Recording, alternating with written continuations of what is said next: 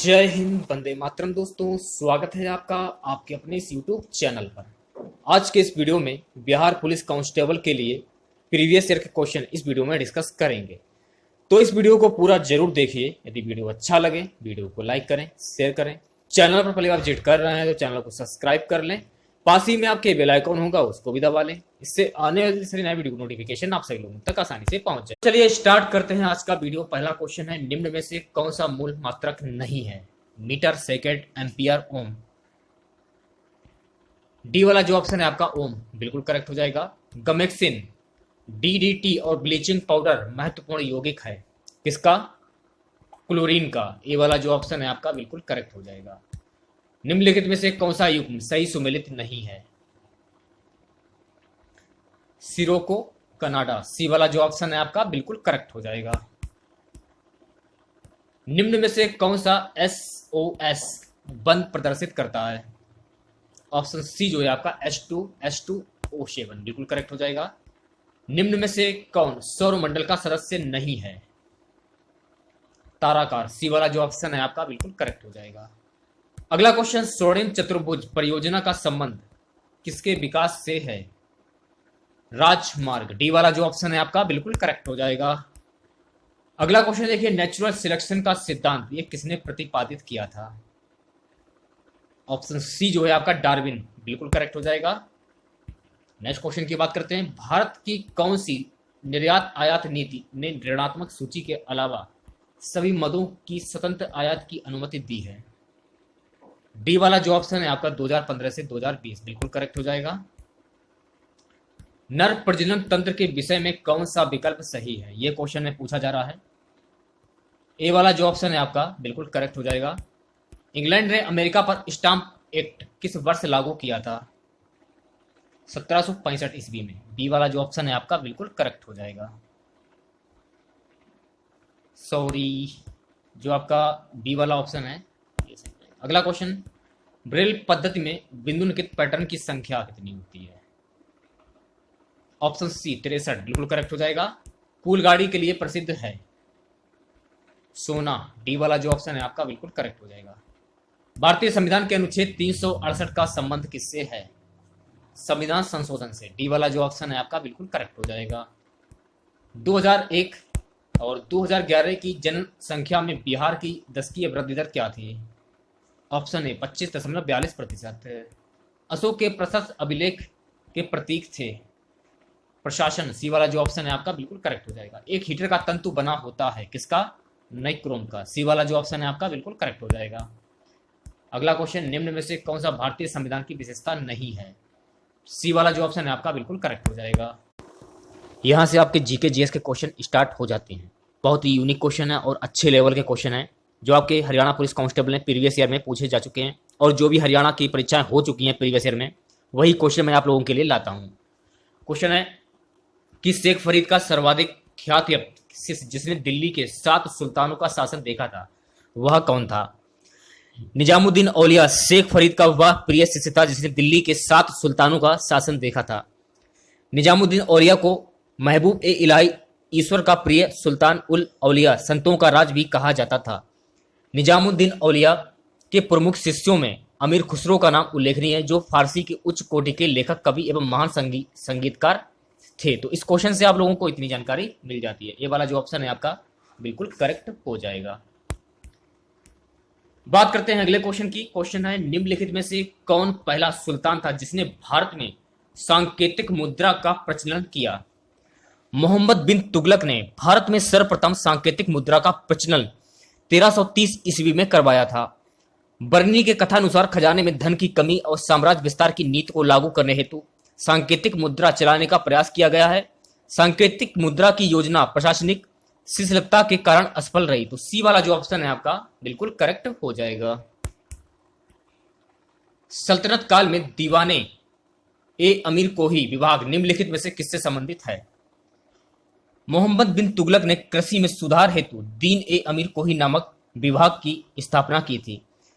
किसानों को राज्य की ओर से सीधे आर्थिक सहायता देकर कृषि योग्य भूमि का विस्तार करना इस विभाग का मुख्य उद्देश्य था। तो सी वाला जो ऑप्शन है आपका बिल्कुल करेक्ट हो जाएगा। अगला क्वेश्चन देखिए, निम्न राज्यों में से किसमें भारत के कुल रेशमी कपड़े का 50% उत्पादन होता है?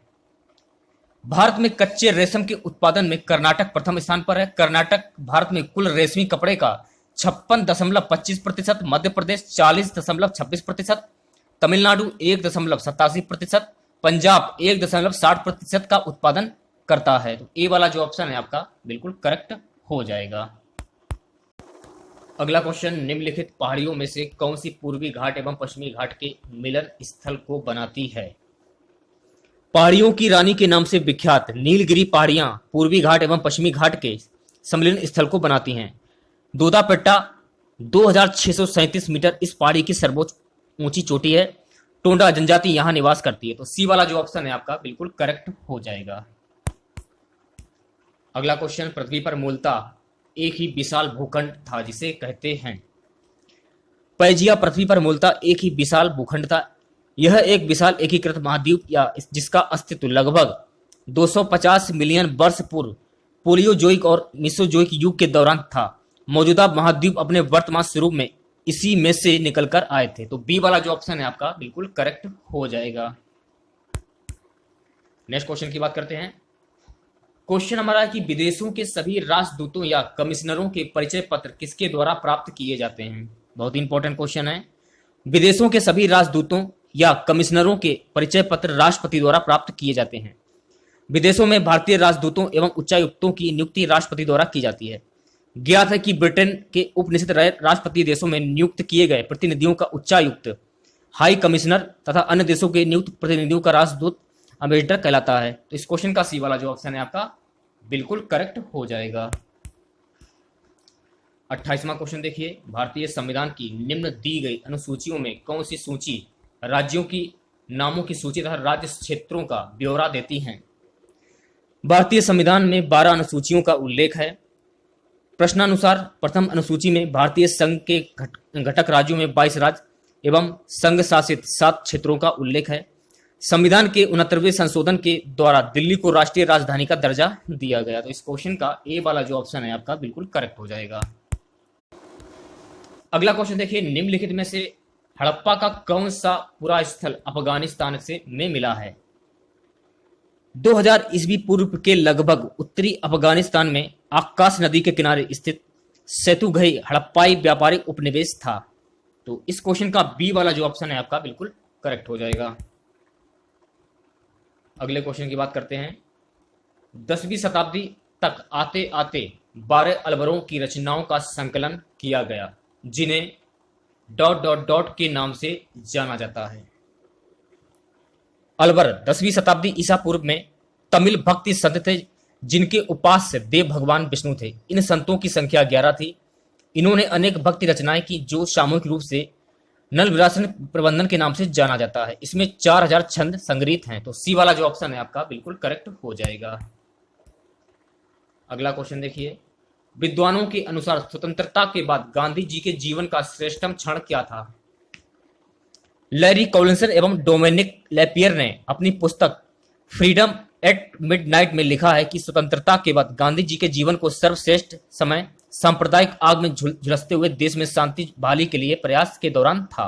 ए वाला जो ऑप्शन है आपका बिल्कुल करेक्ट हो जाएगा। अगले क्वेश्चन की बात करते हैं। मुगल कालीन भारत में जमा और हासिल का मूल अंतर निम्नलिखित में से क्या था? सी वाला जो ऑप्शन है आपका, जमा निर्धारित रकम थी और हासिल सचमुच वसूली गई रकम, बिल्कुल करेक्ट हो जाएगा। अगले क्वेश्चन की बात करते हैं। क्वेश्चन है कि निम्नलिखित में से ब्रिटिश सरकार द्वारा दक्कन गंगा आयोग के गठन का एक कारण कौन सा था? मई जून 1875 ईस्वी में महाराष्ट्र के पुणे, सतारा एवं नागपुर जिलों में किसानों ने स्थानीय साहूकारों के विरुद्ध विद्रोह कर दिया, जिसके परिणाम स्वरूप पूरे दक्कन में दंगे भड़क उठे। ब्रिटिश सरकार ने इन दंगों के कारणों की जांच के लिए एक आयोग का गठन किया। तो ए वाला जो ऑप्शन है आपका बिल्कुल करेक्ट हो जाएगा। निम्नलिखित घटनाओं में से किसके बाद रविन्द्रनाथ टैगोर ने अपनी नाइटहुड की उपाधि ब्रिटिश सरकार को वापस कर दी? बहुत इंपॉर्टेंट क्वेश्चन है। जब रविन्द्रनाथ टैगोर को जलियांवाला बाग हत्याकांड की जानकारी मिली तो उन्होंने कलकत्ता में विरोध प्रदर्शन का आयोजन किया एवं ब्रिटिश सरकार द्वारा प्रदत्त नाइटहुड की उपाधि वापस कर दी। तो इस क्वेश्चन का ए वाला जो ऑप्शन है आपका बिल्कुल करेक्ट हो जाएगा। अगला क्वेश्चन है, महात्मा गांधी अपना राजनीतिक गुरु किसे मानते थे? महात्मा गांधी अपना राजनीतिक गुरु गोपाल कृष्ण गोखले को मानते थे। तो सी वाला जो ऑप्शन है आपका बिल्कुल करेक्ट हो जाएगा। निम्नलिखित में से किसको 50 वर्ष जेल की सजा दी गई और अंडमान निकोबार की जेल में भेज दिया गया? विनायक दामोदर सावरकर को 1910 में क्रांतिकारी संस्था इंडियन हाउस के साथ संबंध रखने के कारण गिरफ्तार किया गया, लेकिन गिरफ्तारी के दौरान भागने की असफल कोशिश करने के उपरांत उन्हें दोहरे आजीवन कारावास 50 वर्ष की सजा सुनाई गई, जिसके लिए उन्हें मांडले जेल में भेज दिया गया, लेकिन बाद में उन्हें 1921 में छोड़ दिया गया। तो इस क्वेश्चन का ए वाला जो ऑप्शन है आपका बिल्कुल करेक्ट हो जाएगा। सारे जहां से अच्छा हिंदुस्तान हमारा पंक्ति से प्रारंभ होने वाले प्रसिद्ध गीत को किसने लिखा? मोहम्मद इकबाल। डी वाला जो है ऑप्शन है आपका बिल्कुल करेक्ट हो जाएगा। नेक्स्ट क्वेश्चन की बात करते हैं, संविधान के किस संशोधन द्वारा ग्रामीण स्थानीय शासन को संवैधानिक दर्जा प्रदान किया गया है? 73वें संविधान संशोधन द्वारा शक्तियों का विकेंद्रीकरण किया गया। इस संविधान संशोधन द्वारा ग्रामीण स्थानीय शासन को संवैधानिक दर्जा प्रदान किया गया। तो डी वाला जो ऑप्शन है आपका बिल्कुल करेक्ट हो जाएगा। अगला क्वेश्चन, प्रथम विश्व युद्ध के कारण भारत में पैदा हुई नई आर्थिक स्थिति का प्रभाव निम्नलिखित में से कौन सा नहीं था? प्रथम विश्व युद्ध के दौरान भारत में आम उपभोक्ताओं वस्तुओं की भारी कमी थी, जिसके परिणाम स्वरूप भारत में अकाल पड़ गया तथा आम चीजों की कीमतों में भारी वृद्धि हुई। सी वाला जो ऑप्शन है आपका बिल्कुल करेक्ट हो जाएगा।